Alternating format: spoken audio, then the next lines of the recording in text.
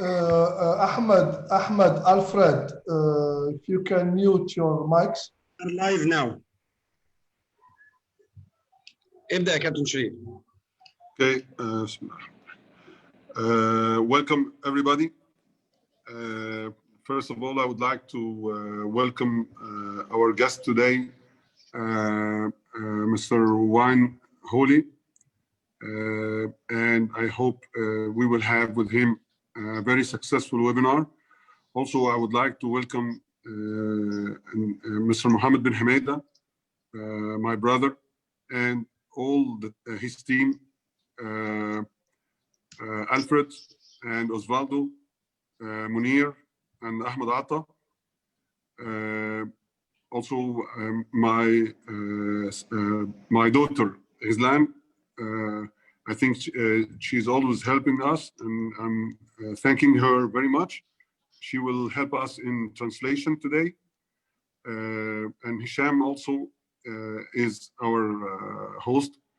And I would like also, on behalf of Dr. Alwani, the president of CEVB, to welcome everybody, to welcome all coaches in our beach volleyball webinar today or tonight.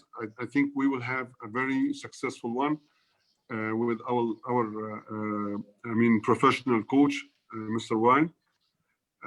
I hope everybody will gain a lot of information from him. I hope also for everybody a successful conversation, and good luck for tonight. Mohammed, please, you have the floor. Hello everyone. First of all, I would like to thank Mr. Sharif for his speech and his welcome words. Also, Coach Wayne, thanks a lot for your commitment and your helpful. Then what I would like, I would just give two words. The first is regarding the process that we change the physiognomy of the webinar. The webinar will be fully managed by our instructors, so we will be on the back. So Mr. Alfred will be the moderator. Osvaldo, Munir, Murad, and Ahmed Atta, they will be the animators. And then what will happen, just you have the attendance, if you have any question, you have to write that. So we will collect them. Then during the webinar, the intervention will be only from the 5 people inside. Then at the end of the presentation, the floor will be open. So this is the process of this webinar. It is more or less a debate more than a webinar, a common webinar. So this is one. The second information is related to our big project, which was the women beach volleyball coaches. So finally, we closed this course by 26 succeed people. So 26 above 41 will join us on the next phase, starting on 1st of October, related to the continuous training for 1 year. So this is the good news. And now I will give the floor to people, and good luck. Donc, bonsoir à tout le monde. C'est juste pour remercier M. Sharif, M. Merli et M. Wayne. J'ai juste 2 informations. La première information, c'est que le webinaire il va être conduit par notre équipe d'instructeurs africains. Donc, Alfred va être le modérateur. Osvaldo, Mounir, Mourad et Ahmed, ils vont être les animateurs. Tout ça, donc Rizlan va nous aider pour la traduction, que je tiens à remercier. Et donc, ce qui va se passer, c'est qu'au cours du webinaire, les seuls qui peuvent justement interagir, ce sont ces 5 personnes. Et donc, à chaque webinaire, il va y avoir des changements. On va nominer quelques personnes. Et puis, donc, à la fin de la présentation de M. Wayne, donc là, on va ouvrir les questions pour tout le monde. Donc, vous n'avez qu'à les inscrire et à les partager. Et donc, on se fera un plaisir pour justement les poser. Ça, c'est la première nouvelle. La deuxième nouvelle, Juste pour annoncer qu'on vient de finir le cours des entraîneurs de beach volleyball féminine. Donc, on a eu un succès énorme. On a eu 26 succès sur 41. Donc, les 26 filles et jeunes filles, elles vont on va les suivre à partir du 1er octobre dans un processus d'une année, donc une formation d'une année qui va s'appeler donc la formation continue. Voilà. Donc, je laisse le terrain à Wayne et son équipe. So I will leave the floor to Wayne and his team. Thank you. Oh, thank you so much, Mohammed. And thank you, Sharif and Alfred and Osvaldo and Ahmed and Murad and Munir, who are all just incredibly gracious in inviting me to participate in this. And thanks to the African Volleyball Confederation for having us. I'm super excited to talk about volleyball. I always am. And today we're going to spend time talking about a subject near and dear to my heart, which is player development and how all of us coaches can be better at developing the players who come to play for our teams and come to our practices. So a couple of things at the outset. Although I have the privilege to speak on this, these ideas are not all my own. I've had a great privilege to learn from so many people around the world, and particularly in my home country, the United States. And you know, some of those people, Ali Wood Lamberson, a great coach who's been a tremendous mentor to me and from whom I've learned a lot, and John Aharoni, Shane Spellman, Beth Van Fleet, a lot of people. I could name more, but those are people who have kind of really substantially influenced my views. And a lot of what we'll talk about today is not just from me, but certainly has begun in conversations with those folks, and to the extent that this is well done today, it's due in no small part to some of those people that I mentioned. So thanks again. Looking forward to a great conversation. In terms of the conversation, I think we're going to try to hit 5 chapters or 5 segments today. We'll start with why should we measure performance at all for our players. We'll move on to if we are measuring, what aspects of their performance should we be measuring? And I have ideas on that, and those will change depending on where you're coaching and what your goals are for your teams. Then we'll move. So if we're measuring things or events in the game, and we figured out what events or what skills we do want to measure, we have to have a standard then. So we're going to measure them against what standard. And so I'll talk about some standards that we've developed in coaching the teams and the players that I've been able to coach over the last near decade in the game. And then we'll move on to once we have all these measurements and we have data and we have the statistics, what can we use them for? And so we'll talk a little bit about how do we use the information that we've gathered to build better practices. And at the heart of that conversation will be how are we going to customize our training for our players? And then lastly, we'll delve a little bit into a second great reason to collect this information, and that is how can we use the information that we've collected to motivate our players? Because player motivation and motivation itself, I think, plays a critical role in skill development, in effort, and even in motor skill development. So that's kind of the outline of the conversation. I'll go back to the top and start with the why, because it seems like a great place to start. And so why should we measure performance? And I think there's 3 real good reasons. All of them are grounded in player development. At the end of the day, that's what we coaches do. We develop players. We develop people who come to us. And so that's really the first reason why we want to measure performance, is because it's going to put us in a better position to develop our players. The information we're going to use is going to help us to build better practices for them. And lastly, as I said, it's going to allow us to motivate our players. So in the practice design piece of it, this entire conversation will follow and build upon 2 essential principles. The first principle is that I believe that practice should be responsive to player needs. It should not be oblivious to what the player's strengths and weaknesses are.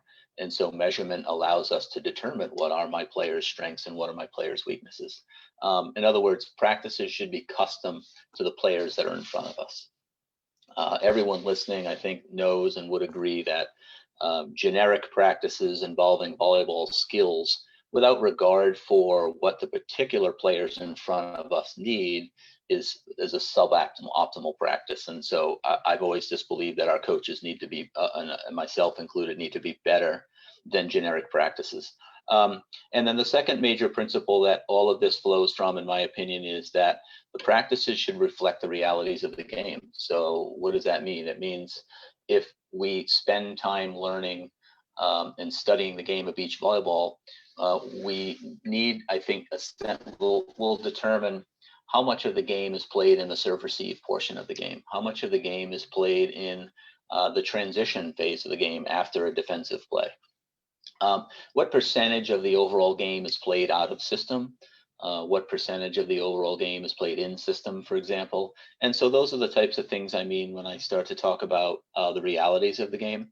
I think it's important for us coaches to know those percentages and have a rough sense of them, because I believe that our practices should reflect those realities. So if we find out that the teams that we're coaching, for example, over an extended period of time, compete, and 60% of their competition is in the serve receive phase, and 40% is in the transition phase in the defensive, there's a strong argument to be made that those are the percentages that we should be training those phases or skills in our practices. Certainly, I think everyone would agree that if 60 or 70% of the game is played in the side out, we'd be perhaps making a mistake spending 90% of our training in transition. And so a coach's awareness of these percentages and the way the game is played, I think, is particularly important to pair with the coach's understanding of what players need, so that those can drive some of the decisions that we make when we plan our practices. So in sum, that really takes us through that first section in why should we measure performance. All right, thank you very much, Mr. White, for the introduction. Please would give a floor a little bit for translation, then we allow you to continue. Donc aujourd'hui, on va parler de la mesure des performances. Donc tout d'abord, M. Wayne a présenté ses remerciements à tous les entraîneurs et coachs qu'il a pu rencontrer, avec qui il a travaillé. On a fait une présentation du débat. Donc il voudrait rappeler que le plus important dans la mesure de la performance, et ce qui compte quand nous mesurons la performance, c'est de s'intéresser au développement des joueurs. Il faut aussi se baser sur deux principes qui sont, premièrement, le fait que l'entraînement doit correspondre au niveau des joueurs. Donc, ce qu'il y a de positif, on développe, ce qu'il y a de négatif, on améliore. Et le deuxième principe, c'est refléter la réalité du jeu dans le pourcentage, c'est-à-dire que quand on voit qu'on a une réussite de nos services à 30%, uniquement, nous devrions passer plus de temps à développer ces pourcentages pour arriver à un optimum. En tant que coach, il faut connaître ces pourcentages pour mieux connaître la réalité du jeu et mieux pouvoir s'adapter et éventuellement pouvoir rééquilibrer ces pourcentages durant un match. C'est aussi très, très important pour pouvoir motiver nos joueurs et savoir donc, ce qu'il y a de bien, encore une fois, l'améliorer, le développer, et ce qu'il y a dans lequel il y a des manquements, il faudrait développer ça. It goes back to you, Wayne. Oh, thank you. So moving on to our next chapter, following why should we measure performance, our next logical question, I think, for the coach is, if we agree that we should be measuring things and how the players are performing, what are the things that we think we should be measuring, and what are the things that we think maybe we don't have time for measuring or are lower priority on our scale?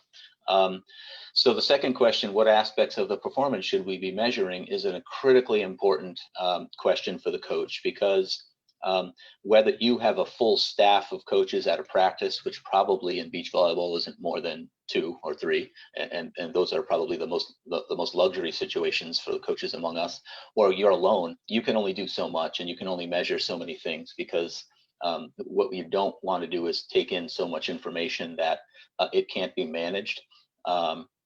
or take in so much information that we can't learn from it, or take in so much information that our attention is drawn to data collection and not where it probably should primarily be, which is on our players' performance and providing them effective feedback.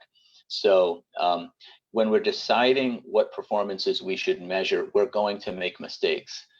In my experience, and with the many great people I've worked with, we bit off more than we can chew, should we say, at the beginning, is we started to measure everything, and we were spending a lot of time measuring everything. And what we started to learn is we learned some of these things matter a lot more than others. And so that's a process that all of us coaches have to go through, because it's the priorities or the things that matter to winning with our teams may not be the things that matter most to your teams. So for example, at the elitist level, I think most people would find that siding out or getting a first ball kill in serve receive is closely linked to winning the game in beach volleyball.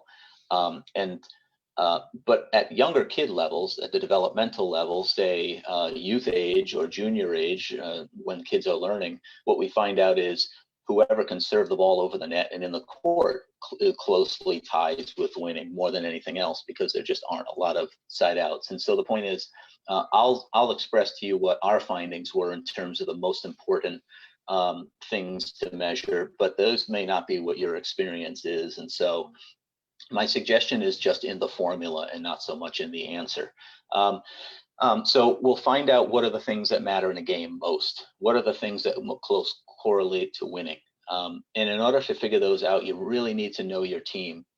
You need to know who your opponents are. You need to know your league or your conference. You need to know what your schedule is, because those are the things that are really, really important and they're going to drive the decision, or drive rather your winning or losing. Is you need to know the strength of your opponent. And you also need to know your goals. Are your goals, I'm going to choose the things that matter most, that are most closely tied to winning? Or are we going to put the result aside and say, I'm choosing the things that develop my team the best? So for us, it was a combination. Often it was, we first tried to determine what are the events in the game or the skills that are most closely associated with winning. And so not surprisingly, we found out that first ball kill was really high on that list. We found a high correlation between teams that won and the percentage of first ball kills that they got in serve receive or earned in serve receive. Next, we found out that the quality of service reception was also very, very high on the list. And in fact, we found a close correlation between quality of reception and ability of the team to earn first ball kill. So those two things, after a lot of time and a lot of data analysis, rose to the top of our list. We then started to see that the quality of setting was very closely connected with first ball kill, and in fact was influenced by the quality of reception. And then we just continued to go down the list and figure out what were the more important skills or events in the game, and we started to measure those when we found out that we couldn't measure everything else. In the next section, what we'll start to talk about is what were we measuring, what were the things we found most important, and what were the standards? So how often did we need to get first ball kills? What was our percentage of in-system passing that we thought we needed? How often did we need to serve the ball in the court? How often do we need to score in transition? So in our next section, when we move on after the break, we'll talk a little bit about not just what are the things that we chose to measure because they correlated closely with winning, but what was the standard that we found was an appropriate measure of performance so that we could judge whether a player was performing that skill optimally or sufficiently or suboptimally and needed more time to train.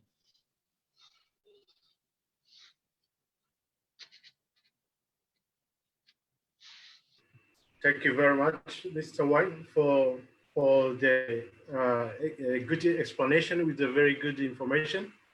Now, please, can you go, Gisela, for the translation? Il faudrait savoir quels sont les aspects de la performance que nous devons mesurer. Donc, il faut savoir que quand nous avons commencé, avec mes collègues, nous avions tendance à mesurer tout et n'importe quoi, à avoir beaucoup d'informations qui éventuellement ne serviraient pas à grand-chose, qui nous feraient perdre du temps, qui ne nous faisaient pas gagner en efficacité. Donc, pour pouvoir avoir des données qui vont être utilisables, efficaces et rentables, il faudrait faire un choix de l'action pour laquelle nous voudrions connaître le pourcentage, c'est-à-dire combien de fois, par exemple, est-ce qu'il faut marquer des points au filet, ou combien de fois est-ce qu'il faut que mon service soit fait de manière à ce que de l'autre côté, il y ait une manchette au lieu d'une passe. Il faut absolument connaître son équipe, ses joueurs et les adversaires pour pouvoir savoir quel genre d'informations il faudrait mesurer. Il faudrait savoir comment un match est joué. Il faudrait savoir aussi que si nous passons trop de temps à mesurer des choses que nous ne devrions pas mesurer, non seulement nous ne sommes pas efficaces, mais en plus nous perdons du temps. Il faut essayer de connaître les actions qui aident vraiment à gagner, les actions qui font marquer des points et du coup gagner, et essayer de développer celles-là et de connaître donc le pourcentage de celles-ci. Et évidemment, essayer de se rapprocher de ce qui fait les actions qui permettent à nos équipes de marquer le plus de points, faire une liste et ensuite s'intéresser au pourcentage de celles-ci. Back to you, Wayne. Thank you much. So continuing on, now focusing on what are the standards that we're going to use to measure the aspects of the game that we chose. And let's start out by understanding that from our perspective, there were two standards. One standard for, and let's use a skill of reception, for example. There was an objective number. We had to determine how many reception attempts would be in system versus out of system before we were able to say that this player was efficient in serve receive. And so there's an objective number. We could say it was 50%, 60%, 70%. And those changes, those numbers will vary with, again, your team, your player, and your goals, your opponents, your schedule. The area of the country that you're in, the strength of the game overall. So what does it take to win? It may be 30% passing, 50% passing, 70% passing. So there's an objective statistic that you'll want to rely on. But yet there's also a second way to measure performance, and that is the player better today than she was yesterday? So if you've, for example, decided that in your league, in your area, your players need to receive serve at a 60% efficiency rate, or 6 out of 10 balls are in system, and that's what you need to win. You could have a player or a group of players who are passing 30%. Well, you may take a look at that and say, okay, well, they're not yet proficient in the skill. But it's also important to understand that you're going to measure that player against her yesterday's self, if you will, or what she was doing last month. So you have two measures of success. One measure is the player proficient, by which we mean, is the player reaching our objective statistical performance number? And second, even if she's not, is she getting better over time? Is she better than she was last week? Is she showing improved performance over the week before, the month before, the year before? And we'll discuss that concept a little bit later when we get into player motivation. But again, the coach has at least those 2 ways to measure those standards. And the coach will use one or the other. Those are the most successful standards for our players. So with those standards in mind, Really? I think this.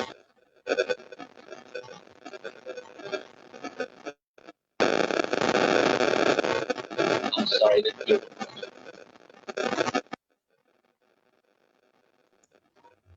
Okay, Said, you can continue. So it's serve receive. I'm going to just share with you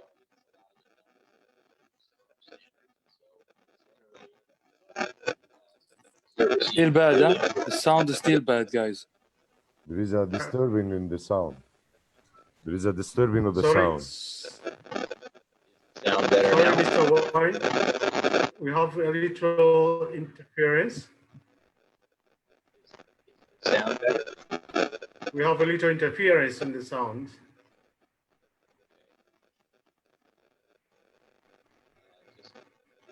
Keep giving you tests so you can feedback on the quality of the sound.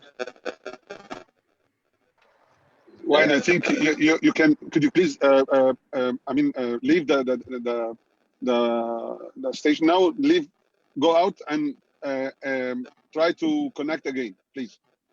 Okay.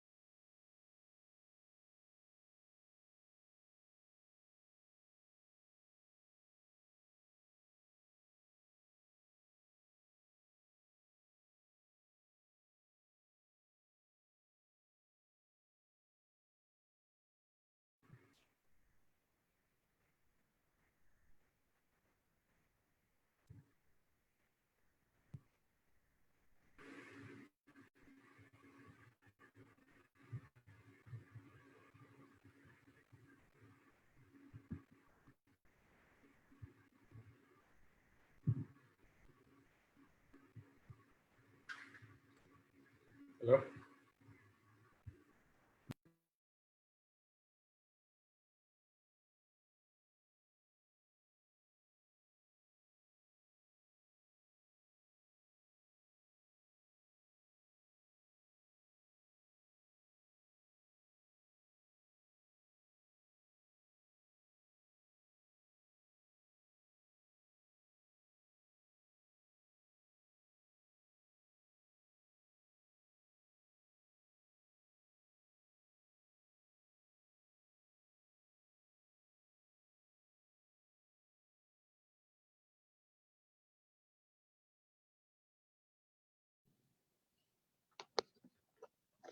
How are we doing?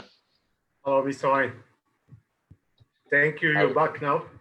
Okay. It's okay now. It's okay. It's Yes, okay. it's Very okay. good. Okay. Now it's better. Now it's better. It's good. Thank you, gentlemen. Now Thank it's you okay. for the technical assistance, and we'll pick up where we left off. Revisiting the topic of what standards are we measuring. So the first, and I'll give a lot of data, and these numbers may be right for you, but they may not be. So in the first ball kill phase of the game, our standard was overall, we wanted our players to be getting a first ball kill at 53% of the time. So 53.5% of the time was the number that we thought was necessary in order to have a reasonable chance of winning the game. So that's the first ball kill. So slightly over 5 out of 10 swings we expected to result in a first ball kill. We then looked at that by quality of pass as well. So if the pass was in system, if we received the ball well in system, we expected to get a first ball kill just under 60% of the time. That was our performance metric. And we measured a player's offensive proficiency, if you will, by whether she was hitting that standard or close to it or below it. When the play was out of system, when we received out of system, we still had a metric, which was we expected the players on that play or those plays to be getting a first ball kill at a rate of 46% of the time. So a little above and a little below, depending on whether we had an in-system or a service reception. So those were the numbers that we used, and those were when we measured players in practice day after day and week after week. We keep, and I'll talk about this a little bit later, we kept logs on the players and provided stats reports for each player. And we were able to measure that player's proficiency or not with first ball kill. Of course, as coaches, we were doing more than that. We then asked ourselves, well, why? And that was a process where we were watching the player play. We were looking at whether she was performing consistent with our teaching keys, what the quality of the approach looked like, whether she was seeing the court well, whether her approach was technically sound. So we, of course, had our traditional coaches' tools for improving performance or looking at why we were performing a certain way. But the data allowed us to determine whether a player was sufficiently proficient at that skill or not. And then we, of course, would use that to determine when we designed practice, does this player need more training in this skill or less training in this skill based on her proficiency level. That was first ball kills. One of the things that was obvious to us after some time, which is first ball kill is heavily influenced by serve receive. So the quality of service reception often drove whether the player or that pair was going to get a first ball kill. So the next thing we looked at was service reception, and we measured thousands and tens of thousands and through this year, hundreds of thousands of serve receive passes, and we measured all of them and provided the players with the data. And what we found was we needed serve receive passing to be at least 60% in system. Again, to be able to run an offense that was capable of winning against the players that we were playing in on the schedule that we had. And I think at this time it's important to understand the context. I'm talking about U.S. women's college beach volleyball right now. So this is not juniors, it's not high school level, and it's also not professional level on any of the international tours. I suspect those numbers would be much different there. But these numbers are culled from approximately 6 years of women's collegiate beach volleyball. So now we had a metric for first ball kill in system and out of system, and overall we had a metric for serve receive passing, and we continue to monitor players and measure their performance against those standards. Thank you very much, Mr. Wine, for this information. Please, Gisela, for translation. Il est très important d'avoir des standards pour mesurer les pourcentages. Donc, on a défini ou on utilise deux moyens pour pouvoir utiliser ou quantifier ces pourcentages. Donc, soit on met un nombre objectif, par exemple, combien de réceptions de services est-ce qu'il nous faut pour pouvoir dire si ce pourcentage est positif ou négatif. Il est défini par rapport aux joueurs, par rapport aux adversaires, par rapport à l'environnement, par rapport à l'entraînement, etc., etc. Il y a beaucoup de facteurs qui vont influencer ce pourcentage. Ensuite, le deuxième standard ou le deuxième principe, c'est le fait de se demander est-ce que le joueur est meilleur aujourd'hui qu'hier. C'est-à-dire, si mes joueurs ou mes joueuses ne reçoivent ou ne font de réception qu'à 30% des services envoyés par l'équipe adverse, ces 30%, combien est-ce qu'ils représentent par rapport à ce qu'ils ont fait hier, à ce qu'ils ont fait la semaine dernière? Est-ce qu'on est en train de s'améliorer ou est-ce qu'on est en train de stagner ou est-ce qu'on est en train de diminuer? Est-ce que ces 30%, ou peu importe les performances que nous sommes en train de quantifier, en train de compter, ces pourcentages, est-ce qu'ils rejoignent nos espérances? Est-ce que c'est vraiment ça que nous voulons? est-ce que ils sont en train de s'améliorer avec le temps? Ensuite, il a donné un exemple, donc avec l'équipe de beach volleyball féminine à l'université. Il disait que dans le in-system, le service réception, pour avoir une chance acceptable de gagner, il fallait qu'ils atteignent les 53,5%. Dans le out system, par exemple, c'était du 40% de service réception réussi. Il dit aussi que ça influence énormément ça a une très grosse importance dans les pourcentages et dans les données qu'ils essayent de recueillir. Et c'est ce qui importe le plus dans le beach volleyball dans lequel il travaille et dans lequel il s'intéresse le plus. Back to you, Wayne. Thank you. So continuing, we looked at service reception in another way also. We were able to measure how often our players were getting aced or committing reception errors. Obviously something we wanted to avoid. And what we found, first of all, is because when we started this, we really didn't have any idea what that number should be. As coaches, we want it to be, 0%, but obviously as players, we understand that the number is never going to be that way because the other team plays volleyball well too, and the other team serves tough. And so it's not possible to develop players who never get aced. And what we found, again, at our level was that players were getting aced roughly between a low of about 8% and a high of about 13%. So that at least gave us some context for evaluating the statistic. And our goal then, or our standard then, we just set the goal to be, let's make sure that we're getting aced less than 8% of the time. Or in other words, we have less than 8% of all attempts end in reception errors. So two ways to say that. So that was just another way that we evaluated the strength of our serve receive passing. Again, because what we found is that skill heavily influenced our ability to get first ball kills, and first ball kills heavily influenced the result of the match for us. So moving on from then we looked at our transition game, and that was how often are we getting kills or scoring in transition. So after we get a dig. And that could be a dig by our defender, or it could be a dig by our blocker if she decided not to block and pulled. So it's in either one of those situations.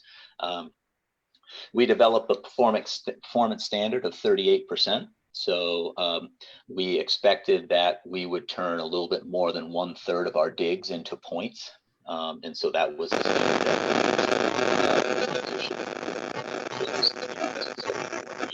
that we started. Hello, Mr. Owen. Sorry, Mr. Owen, we have interference again. Should I just restart like last time? The same problem. I think the same problem again. Okay, let's try again. Here we go.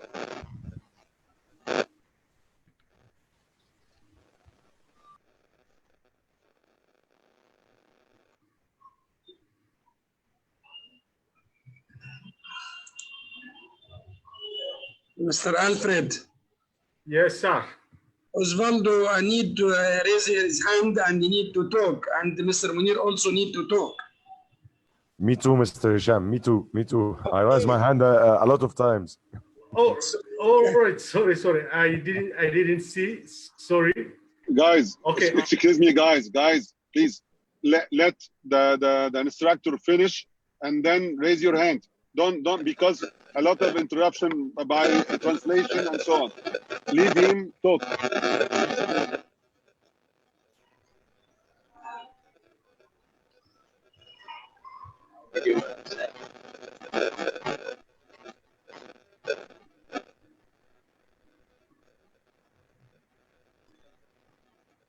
Hello, Mr. Owen.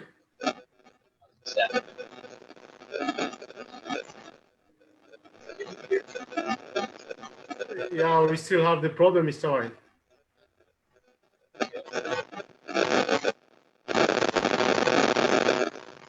Can't hear that well.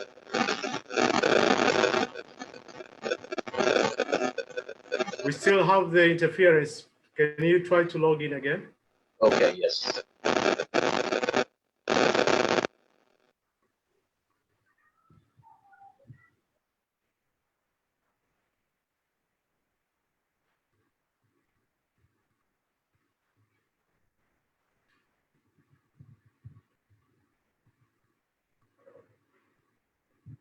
So coaches, as we got instruction from Mr. Sharif, I think it's better to ask at the end. Okay, it's fine. It's fine.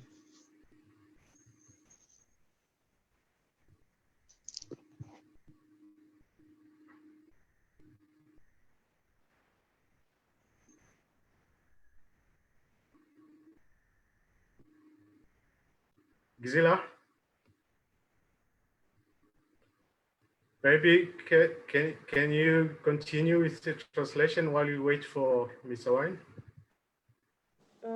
Yeah, How are we doing now? better. Very good Wayne, now. Excuse Okay. me, It's okay. Wayne, Yeah. Wayne, maybe you should have more than one device in front of your phone or something like that. I've just That's changed why devices. there is C'est bon, papa. interference. Okay, thank you. I'm on a second device, so this is a success right now. Yeah, now it's okay. You can go on. Terrific. Excuse me. Okay, so picking up again where we left off, we're overcoming adversity today, folks, which is the transition part of the game. And so I think we had said that we're looking to score about 38% of the time in transition overall. And again, we measured players' performance proficiency based on their ability to hit that number or not. The next thing that we measured was essentially our errors. So how often were we committing errors? And we just called that IPE, or in-play efficiency. So IPE, in-play efficiency. And we started out with a goal of 90% there, meaning that out of every 10 attempts at attacking, we wanted 9 of them to at least be in the court. So 1 error out of every 10 is what we were shooting for there.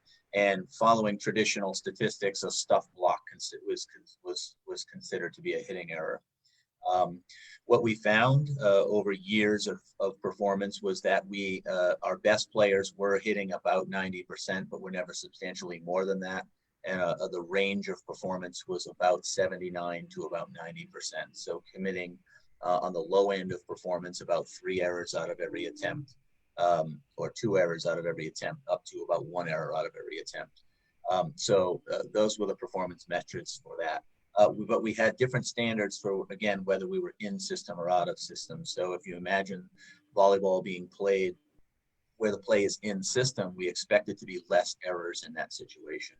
So we expect it to be about 92% of the time in the court, or only about 8% error if we were in system. If we were out of system, we expected, while we didn't want errors, we expected that number to be less than that. We expected it to be about 87 to 88% in play, or roughly 12% error, understanding that the out of system game required us probably to take some more chances or put us in a suboptimal attack position. So, and then in the transition phase, we were about 88% too. So after we dug a ball, we still expected to be in the court about 88% of the time, and allowed for about 12% error, including stuff blocks in our attack. So again, those were the numbers that we found were relevant for us. Moving on to serving efficiency, we didn't spend a whole lot of time on this particular statistic. For us, it wasn't terribly meaningful, but it may be really meaningful if you're coaching younger players. And that was, we expected 9 out of every 10 serves to be in the court, 1 error out of every 10. There was some movement on those numbers depending on the type of serve. If a particular player was very aggressively jump spin serving for power, we allowed for a little bit more error in that situation, because there's more risk built into the play. If it was a standing float serve, where it was a less risk being taken, we expected that to be 90, maybe 91% at the best.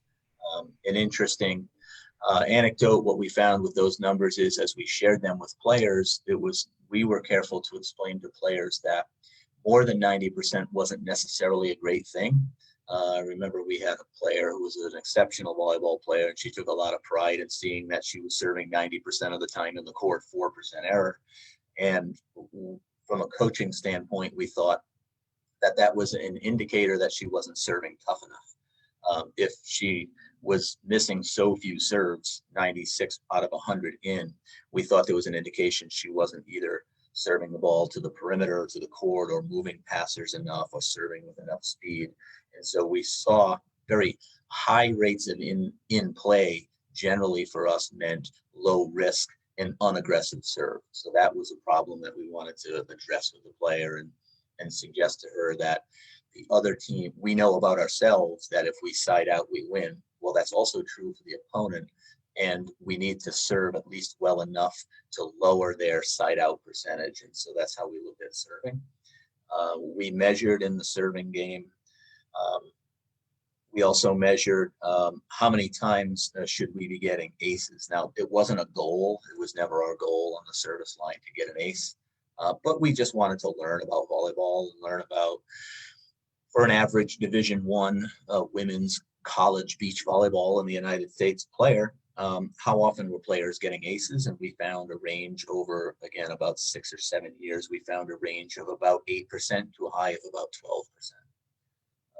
So again, if those were our standards and somebody was serving and getting aces 2% of the time, we didn't generally find that they were just always for their entire career playing against the best passers. We generally found that they probably was something about the serve that it wasn't being aggressive enough. Perhaps it wasn't there wasn't enough speed on it, or perhaps it wasn't moving the passer sufficiently enough.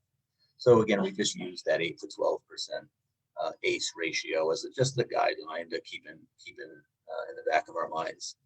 And then a final statistic that we found very valuable, which and I developed with Shane Spellman, a very good friend of mine and great coach here in the United States, was we created a ratio statistic, which was, we just made this up, which was aces to reception errors. And so for any individual player, we looked at the number of aces they were able to get while serving. And again, I can't stress enough that we didn't ask players to try to get aces, but we nonetheless knew that they happened if a player was following good principles of serving, which was to try to get the other team out of system of the serve. So we would look at the number of aces she achieved as a server and express it as a ratio by looking at it in the context of the number of aces she gave up as a passer, or the number of reception errors she gave up.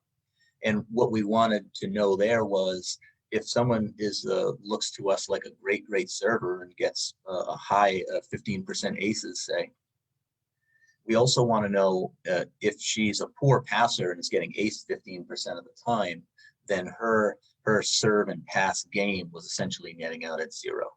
And what we wanted our players to be is at least on the plus side. We wanted them to be on the plus side, generally scoring more aces than as a server than giving up as a passer. So again, that was just a statistic that we made up, but it allowed us to kind of look at the quality of our players' performance on the first contact of a rally, both as a serving player and as a passing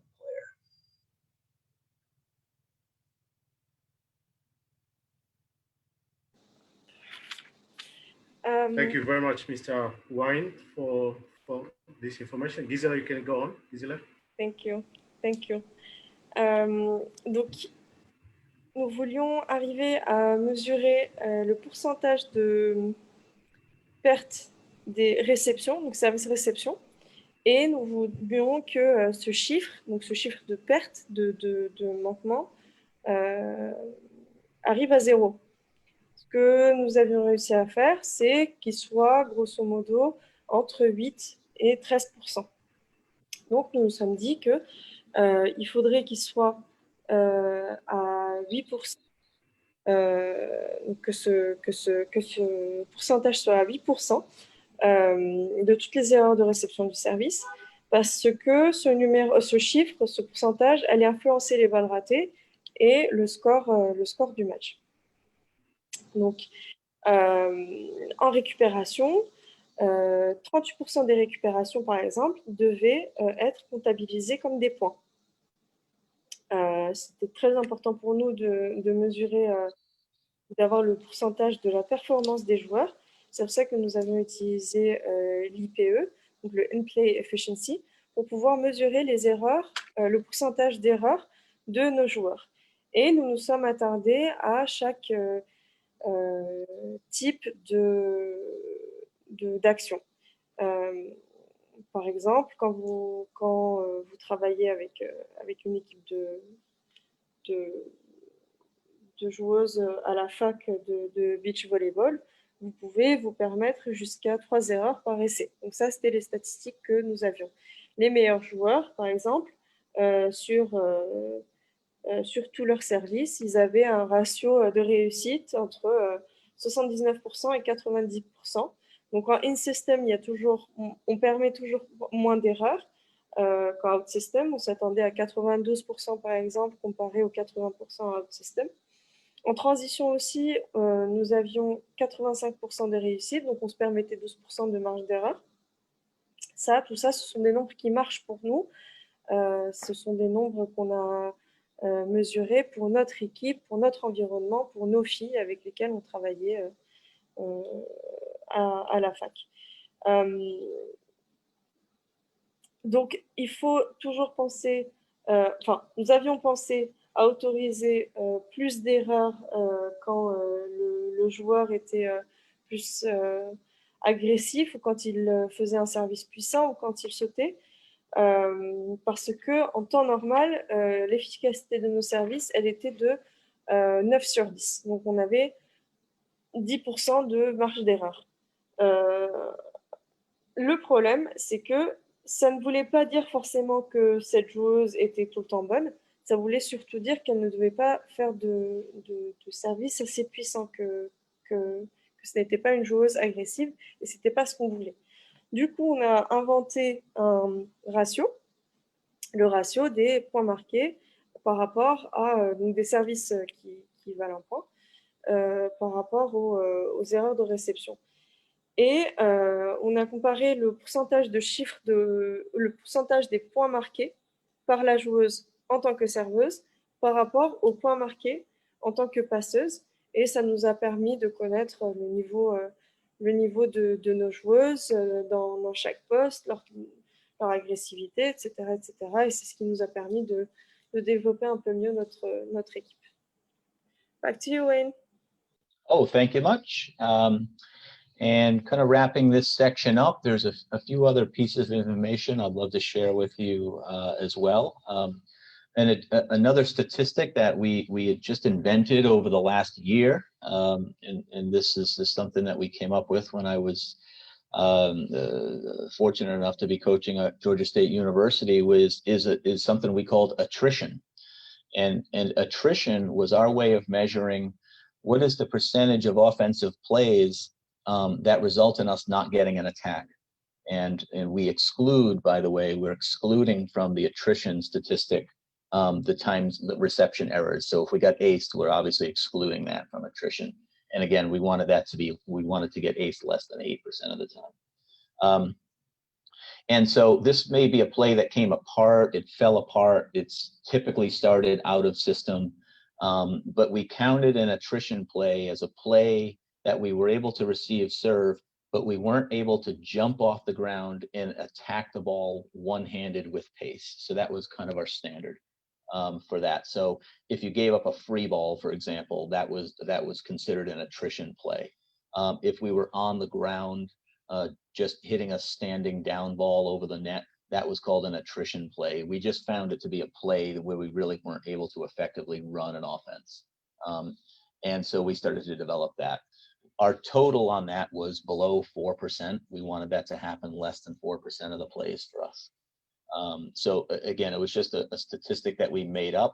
And again, I invite every coach on here to make up her and his own statistics, because it's all about just trying to figure out what matters to your team with your players, and existing statistics may or may not solve that problem for you. I think we all can be creative enough to think of ways, new ways to look at the game and new ways that we can measure the game for the benefit of our players. So that attrition statistic I wanted to just share with everybody. A few other points going back to first ball kill and how it is influenced by the quality of serve reception. We actually found that the value of an in-system pass was 18% more likely to get a first ball kill than if we passed out of system, and obviously 100% more than if we got aced. So we put 18% more first ball kills as the value of what an in-system pass did for us. And again, knowing the number was helpful because we would share that with players. And from young player to veteran international elite player, when they're out in there and they're tired and they're training out on the beach and they've put long hours in, and they're continuing to work on service reception, sometimes that can be a motivating factor. It can be a why to the player. Hey, look, this is really going to improve our game because the more we can pass in system, the more likely we're going to get. It's 18% more likely we're going to get a first ball kill, and those directly lead to us winning. So it's just good information from a coaching perspective. It's a way to give the player a little bit of motivational feedback.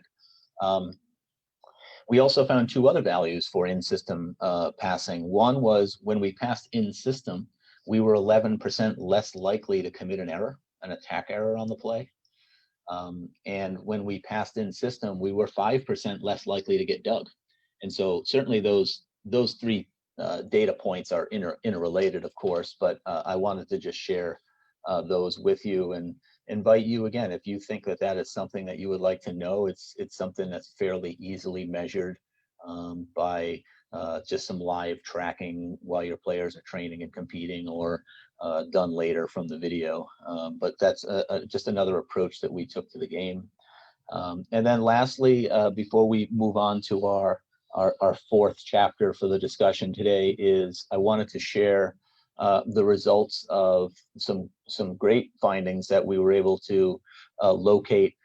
Most recently, we put this out in, I believe I published it on our blog in May of this year. Mr. Wine? Yes. Sorry, before you continue, can I allow Gisela to translate a bit? Yes. Please.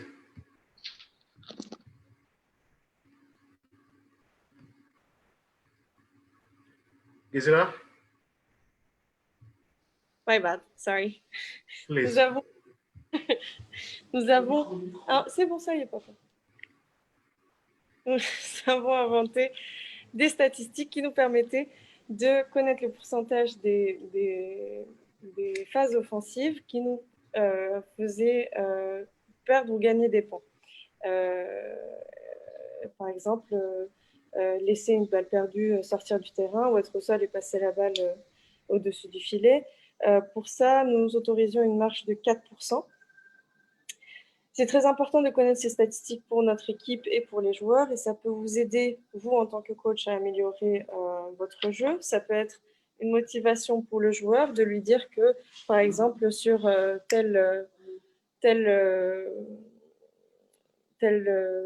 action, nous pourrions augmenter notre chance de réussite de 12, 15, 20% en faisant telle ou telle action. C'est aussi, on peut facilement mesurer ces informations par du tracking vidéo en regardant un match, et en filmant un match et en l'étudiant. Et là, il va donner des résultats qu'il a publiés en mai. Et nous allons l'écouter. Back to you, Wayne. Okay, thank you much.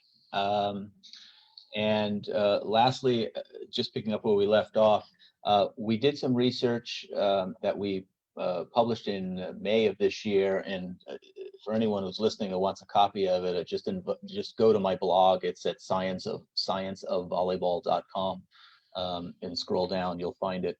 We put it up there in PDF format. And what we did with that study is we looked at the influence on serve receive. So this was all college beach volleyball. The influence on serve receive of various factors: experience of the player, pressure, and how they performed on the previous play. And what we found was that serve receive is heavily influenced by experience, pressure the player is feeling, and her prior failure on the play before that. And so what we found was if a player passes the ball or receives serve out of system, she's 18% more likely to pass the next ball out of system if she receives the next ball and without an intervening timeout. So we thought that was a really significant insight into the game because it certainly drives tactics. If it's true for us, it's probably true for our opponent. And it also allowed us some insight into the psyche of the player and allowed us perhaps to, if we were capable ourselves, to do some of that mental training with the player and how to overcome a prior failure. We could do that.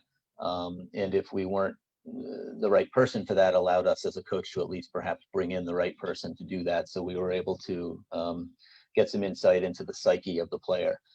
Interestingly, that if a player gets aced, they're 23% more likely to pass the next ball out of system than if they were just past the first one in system.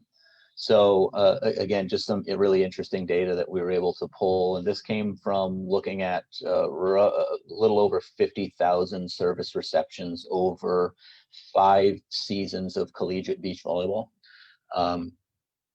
We also found that the experience of the player influenced her ability to serve receive after a previous out of system pass. So what we essentially found was that performance following failure, meaning that performance on the second ball the player received after the first one was out of system, players, the younger they were, the worse they did on the second ball, essentially, with one interesting exception, which was that we found juniors in college were the best at it, as opposed to what we thought we might have found, which was seniors would be the best at overcoming that prior adversity on the prior play. But outside of that one exception, we found a link between the experience factor, meaning the younger the player was, the less experience she had in the game, the more likely she was to continue to pass out of system if the play before that was an out of system pass. And then finally, in the same vein, we looked at pressure factors in the game. Again, to the same question. If a player passes out of system, what factors in terms of pressure, what situations are more likely to cause her to perform even worse on the next play? And we looked at 3 pressure components. One was playing while the score was close, and that we just meant the score was within 3 points. Playing at the end of the game, and that we just meant in the final 7 points of the game. And then playing from behind. So we thought those are the 3 kind of situations in a volleyball game where players probably feel the greatest pressure to perform. And what we found was if players generically were 18% more likely to follow an out of system pass with another out of system pass, that jumped 10% under any pressure condition. So whether they were behind, it was at the end of the game or the score was close, they were 28% more likely to pass out of system following an out of system pass than usual. And the condition that caused players to feel the most pressure and degrade their performance the most was being behind in the score. And so we thought that was really interesting. There's a lot of data in there and there's a lot more to mention, but I just wanted to highlight for our audience some of the things that we found in there, because knowing that a younger player feels some pressure to perform in the serve receive portion of the game after a prior bad pass or poor pass, if you will, and knowing that players are more likely to perform suboptimally when they're behind in the score or at the end of the game or when the score was close, again, allows us coaches to have some insights into players in real time, if you will, and perhaps understanding them better will be key for us coaches to coach them better in that moment. So why don't we take another break? Yeah, thank you very much. Please, Gisèle.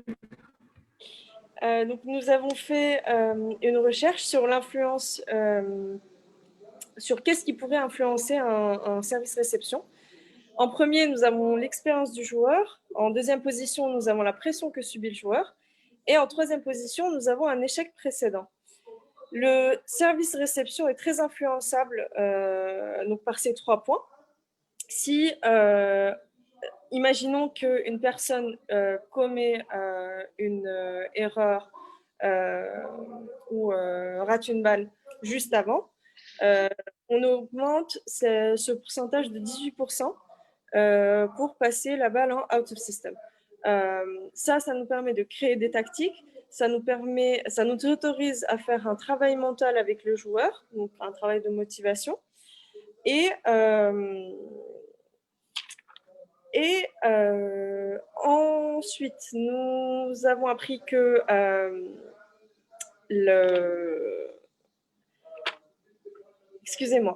que le fait d'avoir eu une balle qui était en out of system, les jeunes joueuses étaient, on va dire, moins bonnes que les joueuses les plus âgées. Les jeunes joueuses ont moins d'expérience et donc elles ont plus tendance à ne pas se remettre de cet échec et réussir la balle qu'il y a derrière. Donc il y a eu des situations sur lesquelles on a mesuré la pression. Dans quelle situation est-ce que le joueur est dans quelle situation est-ce qu'un joueur peut ressentir le plus de pression? Donc, premièrement, c'est si le score est serré. Deuxièmement, à la fin du match. Et troisièmement, si le joueur est placé à l'arrière. Donc, si au début, nous étions partis sur 18% de taux d'erreur, ce taux va augmenter de 10% si la personne se retrouve donc dans une de ces 3 situations qu'on vient de citer qui augmentent la pression et du coup augmentent le pourcentage d'erreur. Back to you, Wayne. Okay, thank you. And we have just a few more minutes to this section. I wanted to speak a little bit. I haven't yet shared the data we found on what I started to describe at the top was the realities of the game. So again, based on this huge data set that we were able to collect over years from women's collegiate beach volleyball, we found that while it varied certainly from year to year, although not much, women's collegiate beach volleyball, the teams that we were coaching, we were playing in serve receive, was about 63% of the game was played in serve receive for us. And about 37% of the game was in transition. And so again, the insight that we took from that was, certainly we should be training more in the serve receive phase of the game than in the transition phase of the game, because on competition day, we need to be playing pretty good volleyball for in the serve receive percentage of the game. And so that's what we call training in reality. So we wouldn't know whether we should train 50% serve receive and 50% transition unless we had this data. And so that takes us to the top on the why. So why do we measure things? Well, because it allows us to put together better practice plans and put our players in a better position to succeed on competition day. We also found that roughly 59% so in the serve receive phase, which was 63% of all the volleyball we played, 59% we were in system and 46% of that time we were out of system. So, and again, to the same effect, we were able to use that information to determine, hey, we should probably be training in system serve receive about 60% of the time, the skills that are essential to perform in that moment. And then we should also, because we are out of system, a significant portion of the game, almost half of the 63% of the time that we're on offense, we're out of system. It gave us some insight into saying, hey, this is a significant part of the competition.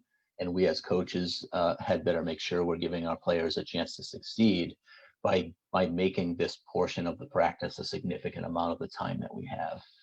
At least a third of the practice should be working on out of system offense. So again, we were able to use the data that we were able to collect to drive our practice planning decisions, and we'll get to that a little bit later. And then a final point in this section is, again, what were we measuring and why is We were able to attack, and I didn't spend a lot of time on it. We were able to stat our players' offenses by zone in the court. And so certainly worldwide, there's different ways to slice up the volleyball court and call it by zone. So I'll just refer to our left front, our middle zone, and our right front. We were able to track players' attack percentages from those various zones. But perhaps more importantly, we were also able to determine how many attempts they were getting. And for example, this past year, I was looking at some of that data, and I was learning that some of our players were getting 90% of all of their training was on one side of the court, and only 10% was on the other side of the court. So that wasn't completely by accident. That was largely because that particular player was designated a right or left side player, and they were playing on that side in competition. But we thought it was pretty important to perhaps give the player an opportunity to have a little more well-rounded training. Even a right side player needs more attempts on the left side than 1 out of 10, we thought, because she may have to play the left side with a new partner. Her partner may want to switch courts, switch sides of the court, which necessarily puts our player on the other side. And because in the transition phase of the game, our right side player may get a dig and have to take a swing on the left side of the court. And so catching that mistake, if you will, by us coaches allowed us an opportunity to say, wait, we need to give these players a greater chance to train on the other side of the court in their offense than what we're currently giving them, so that when we're in a match and we get a dig or something happens that causes our player to be on the other side of the court than she typically plays, she has a greater chance at being successful. And we don't make the coaching mistake of blaming it on the player when in fact it's probably the coach's fault for not designing a more intelligent practice during the week. So with that kind of closes or wraps that what is your standard and what are you measuring section. And after a break here, we'll slide into better practice design.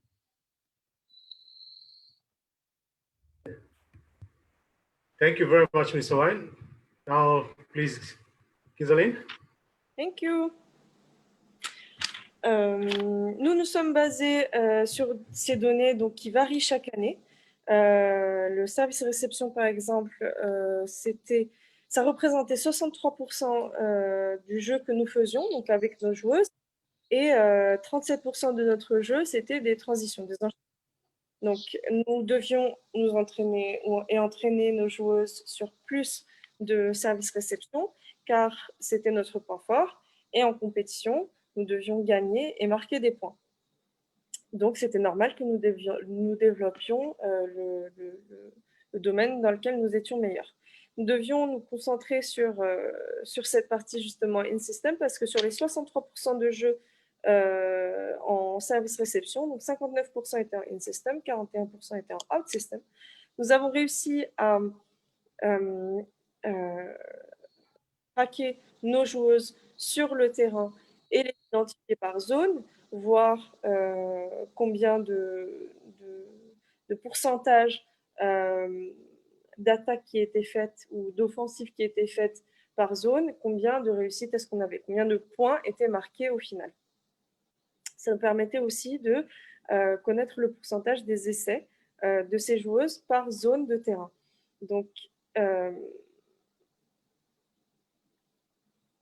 c'était aussi, ça nous permettait de réaliser que nos joueuses, en fait, passaient 90% du temps sur une seule zone et 10% sur l'autre.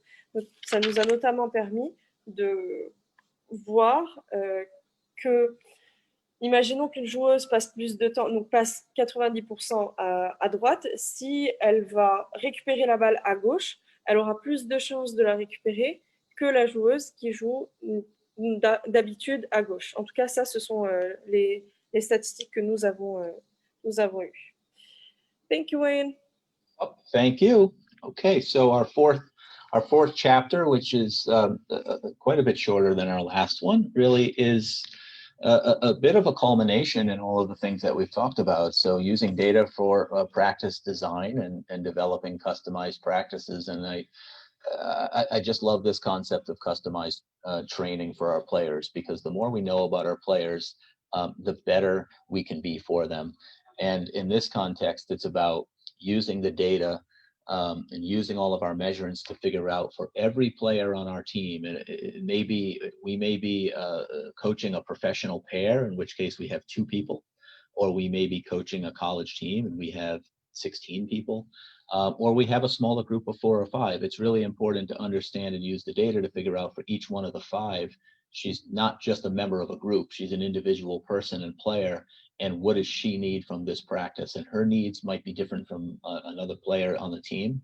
And so this concept of a group training where everybody passes and then everybody receives and then everybody sets and then everybody serves and then everybody sides out and then everybody goes home is probably not the best thing for each of those people in the practice, because some of them have strengths and weaknesses that dictate more or less training in particular areas.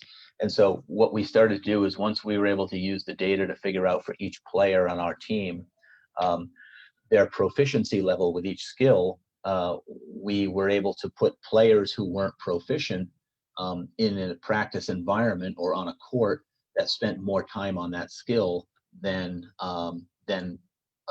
players who were already proficient at it, according to our measurements. And so for service reception, for example, it wasn't that some players didn't train serve receive, because we all know it's a critical aspect of the game that every player should train for every practice. But if we've devoted, say, 30 minutes to service reception skill development in our practice, we should know that there may be 3 players out of the 10 who need 50 minutes, because the numbers dictate that they need more training in that skill. And some of the players just need the base amount of 30 minutes. If we know that some players' first ball kill is at 30%, and we expect it to be at 55%, let's say, then we take the players who are at 55%, they go through their training, and then we move them to another skill. But we use the players who are underperforming in that skill, who need more coaching, who need more repetition, who need more feedback. We allow them 40 minutes in that skill. So that concept of customized training for individual players based on their performance metrics is one that I think the coach owes to the players, because at the end of the day, at the top, this is about player development. And that essentially was the culmination of all of this data, of all of this learning. It's fun to learn. It's fun to write articles about the stuff we found. But at the end of the day, it doesn't mean anything unless we are taking the information and changing the humans that we have in front of us. That's the coach's task, as I see the job. And so this allowed us to do that. It allowed us to, in blunt terms, it allowed us to move the needle for the best player in the group and move the needle for the worst player in the group out of the same practice, rather than simply getting the player who's performing the least well better and the top player kind of not getting improved or getting ignored. And so the question becomes, how do we manage all of this? And again, I think that's for the individual coach to kind of learn, depending on the size of her staff and the number and type of her resources. Our system was, we used Excel a lot to just generate data reports. We did a lot of just math on paper. We watched a lot of film after the fact to get this data. Some of our games or drills, we would collect data live with a whiteboard, and we trained the players to know how to do it, so they could perhaps go through the drill and record some of those results themselves. And we would simply take a picture of the whiteboard and have the data. Excuse me. But much of it was simply by videotaping all of our training sessions and all of our competitions, and then spending time at night and after practice in our offices or our homes watching it and recording the results of all of these plays to get the data on offense, on kills, on reception quality, on service, on transition, and so forth. We just generated really a fairly simple metric where we created down a left margin, a left axis of player names, and across the top, the data categories, and we put the performance metric in the boxes, and we then color coded it according to 4 standards. We color coded it green if it met the standard that we talked about earlier for us. We color coded it red if it didn't meet the standard. And then between red and green, there were 2 others. So red was not efficient or not proficient. We then used orange to be a little bit closer. Yellow was a little bit more close, and then green was proficient. And so we simply created charts and we color coded them. And then, so in an instant, when it came down to designing practice for the day or the week, we were very quickly, based on our color coding system, able to determine which of our players needed to spend an impression on what skills. And so that was essentially the foundation from which we would build our practice plans. And then we had to figure out how many courts are we going to be able to use, which is to say, how many courts do we have the luxury of using? If you have 1 court, this is a challenge. If you have multiple courts, it gets a little easier. If you have more of a staff, it gets easier. And we were able to figure out who needed more, who needed less, and divide up and design a practice so that everybody was essentially not constantly, but regularly spending most of their practice working on the things that they weren't yet proficient at. And we thought as coaches, well, now we're doing something. Now we're really giving the players an opportunity to improve on their weaknesses and perform their best in competitions. So that was really our system for using our data to design practice and customize training. Well, thank you very much, Mr. Wine. And please quickly, Ghislaine, can you go for the translation? Sure.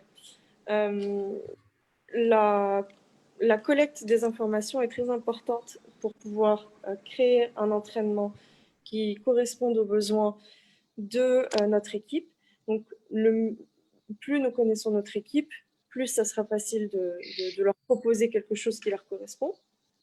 Donc, quand nous avons une paire de joueurs professionnels, ce n'est pas la même chose qu'entraîner une équipe de 16 joueuses à la fac de beach volleyball ou un groupe de 5 ou 6 personnes. Donc, chacun a ses forces et ses faiblesses. Et il faut qu'on utilise cette information, cette collecte de données, pour pouvoir justement améliorer leur performance dans chaque skill. Par exemple, quand nous avons une équipe, certains joueurs vont avoir besoin, imaginons que nous attachons 30 minutes au service réception, 3 joueurs par exemple vont avoir besoin de uniquement 15 minutes. Donc il faut passer beaucoup de temps pour pouvoir customiser et modifier et modeler son entraînement. Ces personnes qui ont besoin de 15 minutes uniquement n'ont pas besoin de passer plus de temps sur ce skill, parce que ce que ça va engendrer plus tard, c'est que ces très bons joueurs qui ont besoin de moins de temps pour pouvoir effectuer une tâche vont stagner. Et ceux qui n'étaient pas très très bons vont s'améliorer. Et donc au final, on n'a pas de... Enfin, les bons ne s'améliorent plus, les bons ne se développent plus. Comment gérer donc cette collecte d'informations, comment gérer la customisation de l'entraînement. Donc nous utilisions Excel pour les maths, les statistiques, ça nous permettait d'avoir une vue entière sur les informations dont nous avions besoin. C'était surtout filmer les entraînements, filmer les matchs, filmer les joueurs en train d'effectuer des techniques pour pouvoir ensuite les étudier et étudier les résultats. Nous organisons en couleurs aussi, donc le nom d'un joueur ou le nom d'une performance qui est, ou d'une skill qui est en vert, c'est qu'elle correspondait à nos attentes, donc à ce que nous voulions en tant que pourcentage d'attente. Donc ensuite c'était en jaune, ensuite en orange et ensuite en rouge quand ça ne correspondait pas du tout. avec ça, nous gérions donc le nombre de terrains que nous avions, le nombre de staff. Quand je travaille avec 2 personnes, je n'ai pas besoin d'avoir 5 personnes à côté de moi.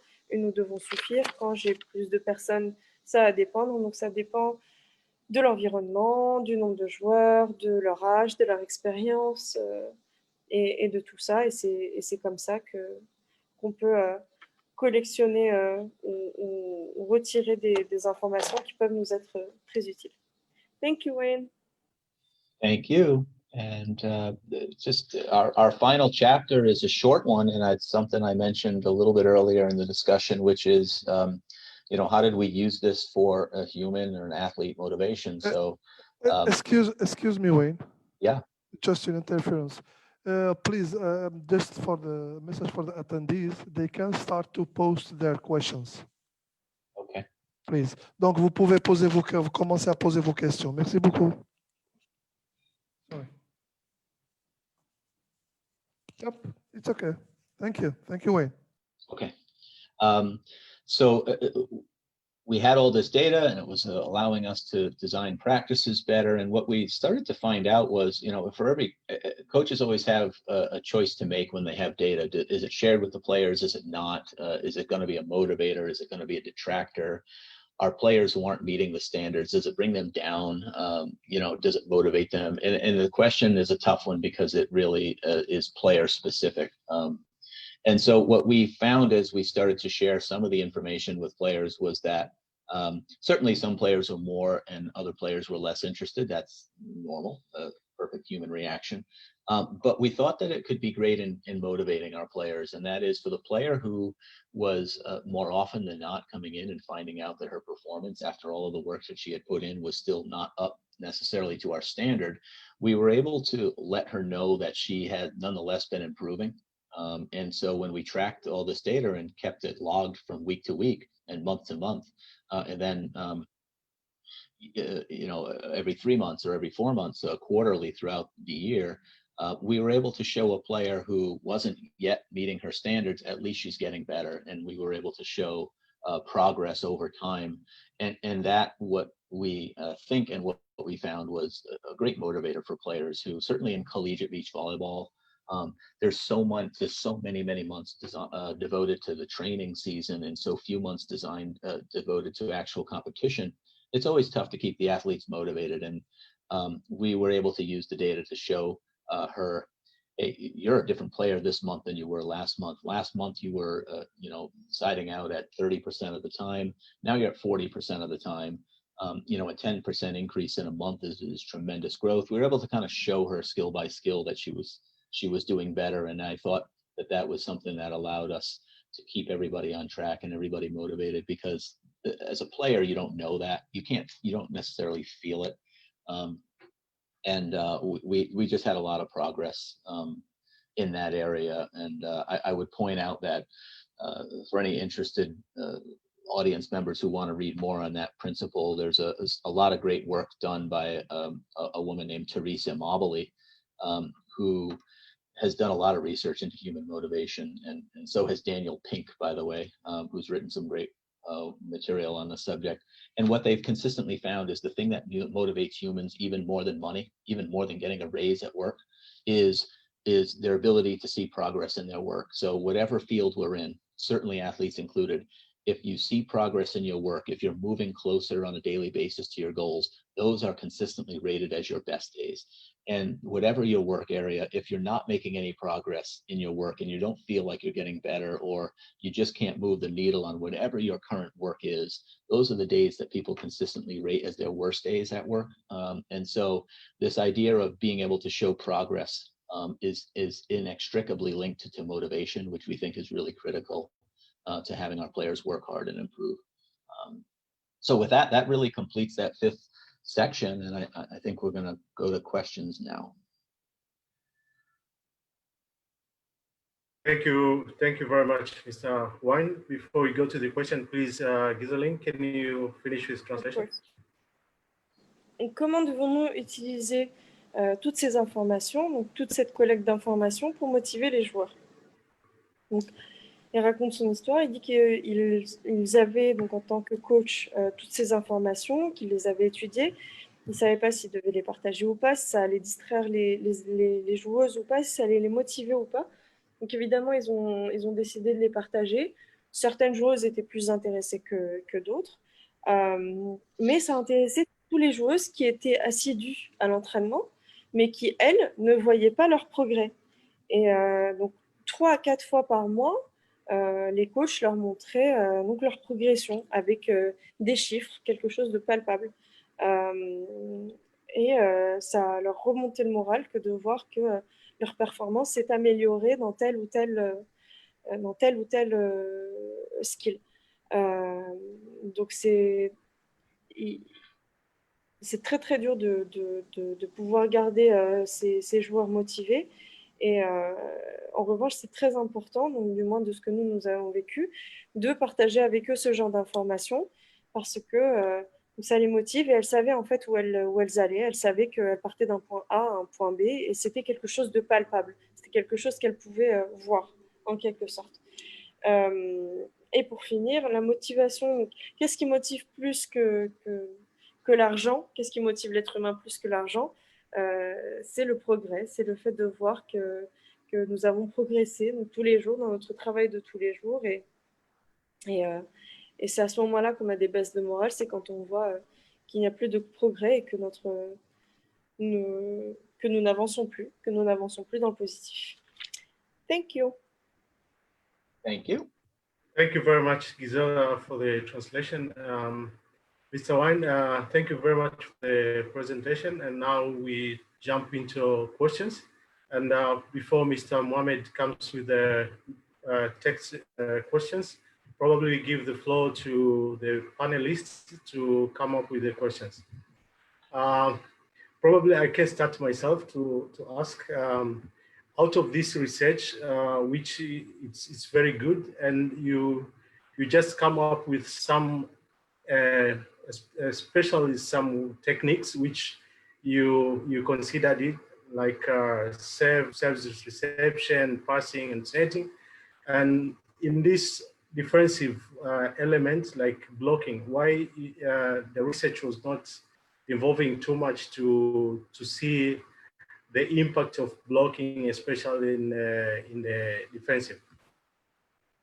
Yeah, excellent question. And I even had a note to address that and I didn't. So thank you much for bringing that up. So yeah, we didn't specifically speak to blocking or digging. And we didn't say we needed so many blocks or so many digs per set to win.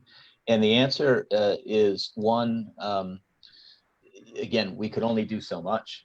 Two, we saw tremendous connection between the offense in volleyball and the results that we were trying to obtain. And so we weren't finding in collegiate beach, which was our experience, we weren't finding a large connection between the number of blocks per set and the results of the match. And so we ended up just dropping that as a statistic. What we found is in women's beach volleyball that we were pulling or not blocking, in some cases more than 6 out of 10 plays, which probably says something about the serving and the reception on the other side. And so what we just made a decision that we weren't going to as thoroughly research the blocking aspect of the game because it was happening at such an infrequent rate. And when it did happen, we weren't able to mathematically correlate a number, say 2 blocks per set meant you were going to win 90% of the time, and 1.5 blocks per set meant you were going to win 40% of the time. We were never able to correlate a data on that particular skill, and so for that reason, we simply just stopped looking at it. So a great question, and it points up the point that one, this was what our findings, and we were in women's collegiate beach volleyball. Maybe men's game produces a different answer to that, and maybe men's international and elite volleyball probably certainly produces a different answer. And that again highlights that this was our formula, and it may not be right, and it's certainly not complete for everybody in the whole world. It was just our experience. Thank you very much, Mr. Wine. Please, Ghislaine. Sure. Donc, Alfred demandait pourquoi est-ce que on ne s'est pas attardé sur le bloc? Pourquoi est-ce que le bloc, la recherche sur le bloc n'a pas été développée? Donc on explique que on n'a pas passé trop de temps dessus parce que déjà on ne peut pas tout faire. Et puis nous n'avons pas trouvé de relation entre l'offensive et le résultat du match. Souvent, le fait de ne pas bloquer une balle, ça permettait de la reprendre derrière et puis de marquer un but. Excusez-moi, marquer un point. Donc les blocs étaient aussi trop infréquents, trop peu fréquents dans nos matchs pour pouvoir justement créer une statistique pour ça. Mais après, ça, c'était chez nos filles, dans nos entraînements à nous, avec nos équipes à nous. Ce n'est pas forcément ce qu'il y a de plus correct, ce n'est pas forcément ce qu'il y a de plus juste, ce n'est pas forcément ce qui s'adapte le mieux à tout le monde, mais en tout cas, ça, c'est ce qui fonctionnait pour nous. Thank you. Thank you very much, Ghislaine. Please, can we come up to the panelists? We start with Arthur. Please, Arthur. Yes, thank you, Alfred. Thank you. Wayne, thank you for your presentation. It was amazing presentation. Now my question about, we would like to know at what age can we evaluate the performance? And also there are different evaluation criteria between youth and junior players and also senior players. Thank you. Thank you, Ahmad. Always a pleasure to see you again, sir. I think your question was, are there differences between youth and senior and elite? Was that the question? Yes, yes, for sure. Okay. Question is another great one, and I think it's one of the most important takeaways perhaps for the audience, which is there absolutely are differences. I happen to be the most well-versed in the performance standards for the collegiate women beach volleyball. I have done some work, for example, at the next level. So looking at some of these numbers for Olympic beach volleyball and wrote that up in an article, which again is on that blog. If anyone is interested, it's scienceofvolleyball.com. And we looked at some offensive data from the 2012 Olympic Games in London. And we pulled data from every single point of every set of every match for the 2012 Olympics. And we wrote about that and summarized some of that data. And certainly what we found, it's not as comprehensive as this, but what we did find, for example, is there's different parts of the court are used to score. What we found in elite women's beach volleyball at the Olympic level was the back corners of the court, the deeper parts of the court were the areas where the women were most often scoring. That is not necessarily the case in college beach volleyball. And certainly if you go down to juniors, you'll find as juniors beach volleyball, they score in the front third of the court all the time. So that's a simple, but that highlights one of the big differences in the way the game is played at junior to elite levels. I would expect, although I don't know, that 13-year-old kids learning the game don't need to score on a first ball kill 6 out of 10 times to win like they do in college in the United States. I don't know that, but I suspect that's probably the case because I think probably 8 out of 10 points from the youth learning the game are serving and passing. There's either an ace or an error, and the rest of the game is largely random until they learn more. And I also would suspect, based on the fact that when I started doing this in college, up to 6 years later, the required number of first ball kills grew in college because the college players became more experienced and became better blockers and better defenders. Just as it grew there, I suspect that and the FIVB, the World Tour or the Olympic Games, the offenses probably need even more than 6 out of 10 first ball kills to be successful, is what I would suspect. Although I don't have that data, but studying what I have studied, I probably, I feel good about those conclusions. Yeah, and that's just on the offense. I suspect certainly blocking plays a bigger role at the higher levels in juniors where they're little. They don't block at all. In college, as I mentioned earlier, and again, even in college, in the East Coast and the Southeast portion of the United States where we were competing, we were not blocking more often than blocking. Yeah, I would say probably across the board with every single skill would see dramatic differences in the required proficiencies that are required for success. Yes, and also we would like to know from your opinion what are the positive influences that affect in the performance for the senior player. The performance for the senior player? Yes, what the positive influences that affect in the performance. Sorry, Mr. Wine. Maybe we give opportunity for Ghislaine to translate the first question and the answer. Please, Ghislaine. Okay. Sure. Donc, on posait la question à quel âge est-ce que nous pouvons commencer à évaluer la performance et est-ce qu'il y a une différence entre les poussins, les jeunes et les seniors et les professionnels en termes d'évaluation de la performance. Donc, éventuellement, évidemment, il existe des différences. J'ai travaillé à plusieurs niveaux à l'université. Nous avons téléchargé tous les matchs de beach volleyball des JO de 2012 et nous les avons étudiés. Par exemple, il y a des différences sur le court où différentes zones sur ce court sont utilisées pour marquer des points. Pour une équipe de femmes professionnelles, par exemple, ça sera plus le fond du terrain, alors que pour des filles à l'université, ce sera plus l'avant du terrain. Pour des enfants, ce sera très très proche du filet, par exemple. Mais il faut savoir aussi que chaque skill est différent. Excusez-moi, chaque skill est différent pour chaque tranche d'âge.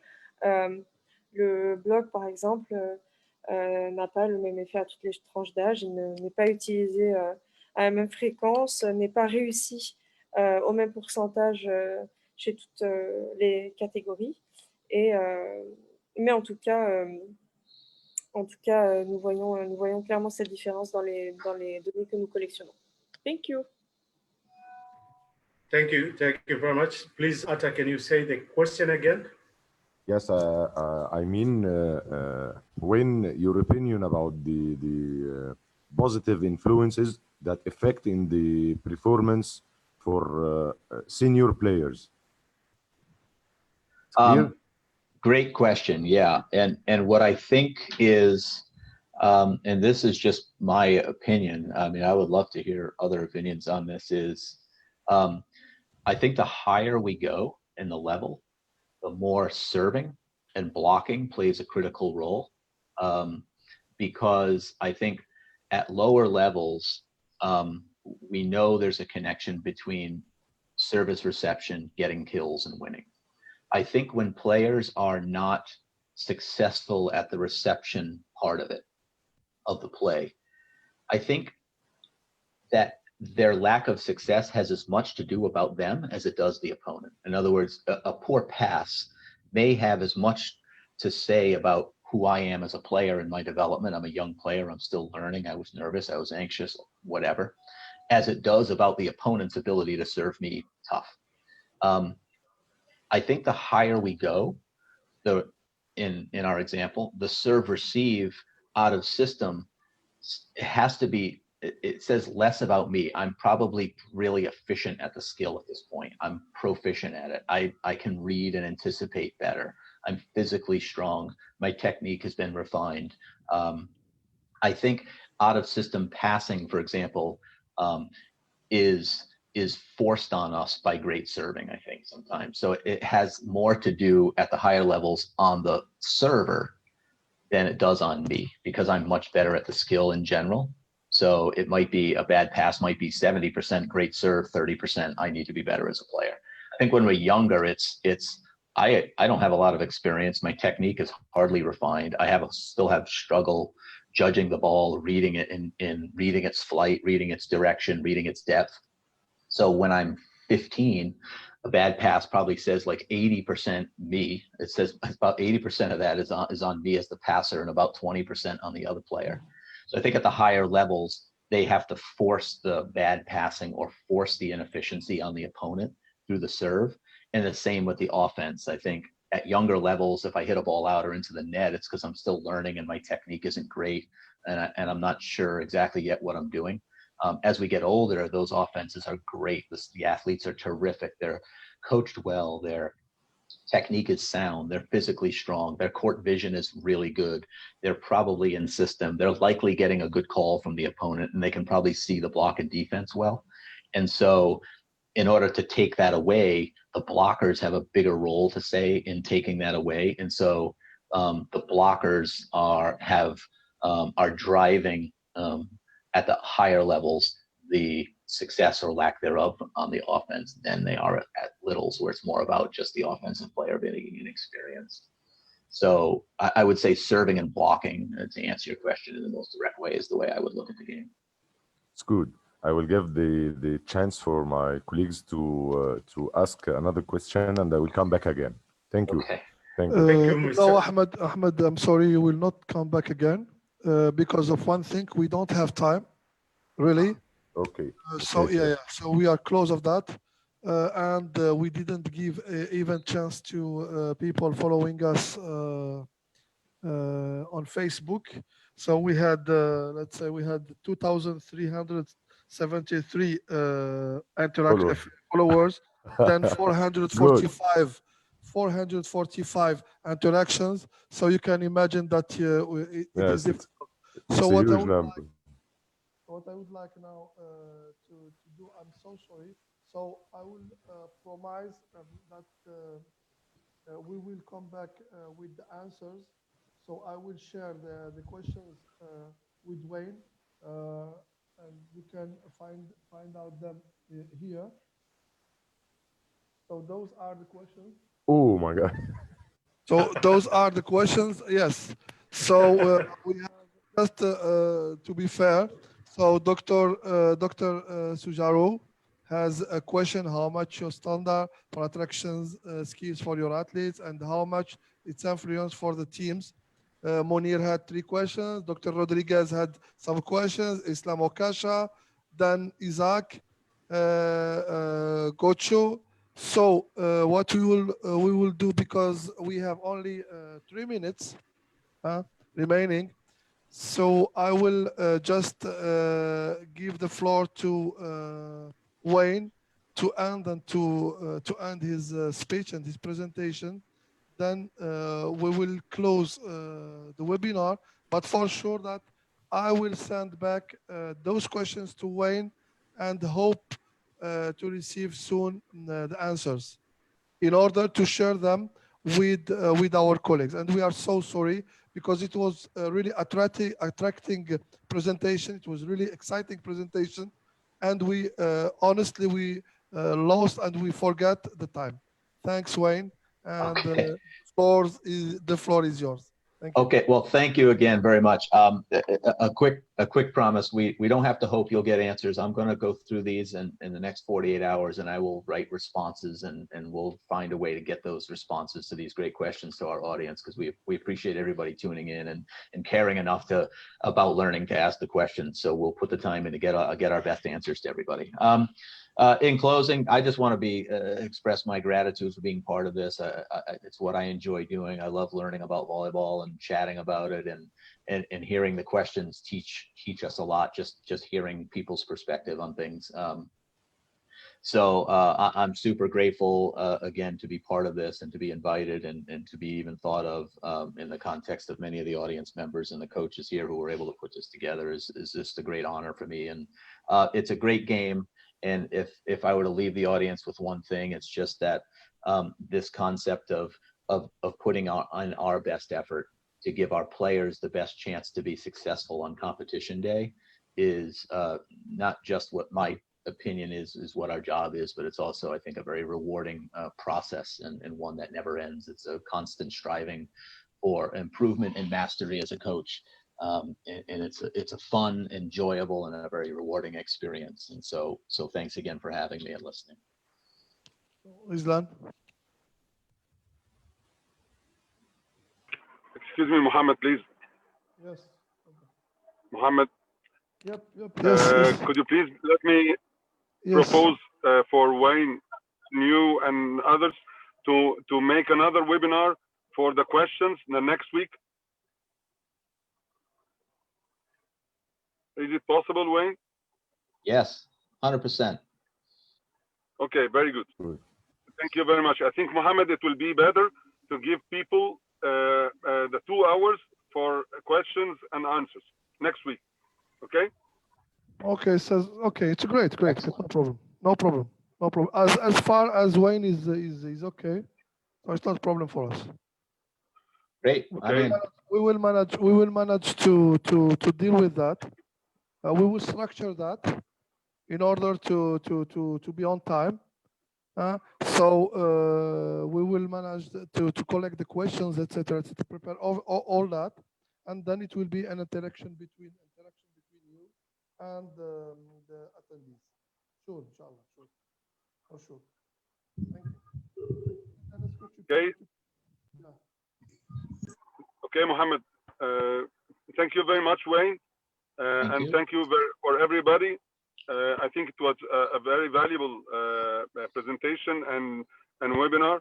I think also I have a lot of comments about our status in Africa, and I hope next time we can open the discussion and then we can contribute together. It will be, but in all cases, it's a very valuable, and I hope everybody gain a lot of information from your valuable presentation. Thank you very much. Thank you, Sharif. Thank you. Thank you, Sharif. Thank you, Wayne. Just one more thing, that during this week, you will receive, as we are usually doing, we will split this presentation in parts, and we will share it on the collaborative space and on the platform. So in order to give chance also for the attendees just to refresh their informations and to prepare their questions. So for 1 week, the whole coaches will work together in order to prepare the interaction with Wayne. Thank you so much, and hope that everything is okay. And take care about yourself, your families, and see you next week, inshallah. See you. Thank you. Thank you, guys. Bye, everybody. Okay, goodbye. Bye-bye. Thank you. Bye-bye. Thank you very much. Bye. Thank you, Wen. Bye-bye. Thank you, Wen.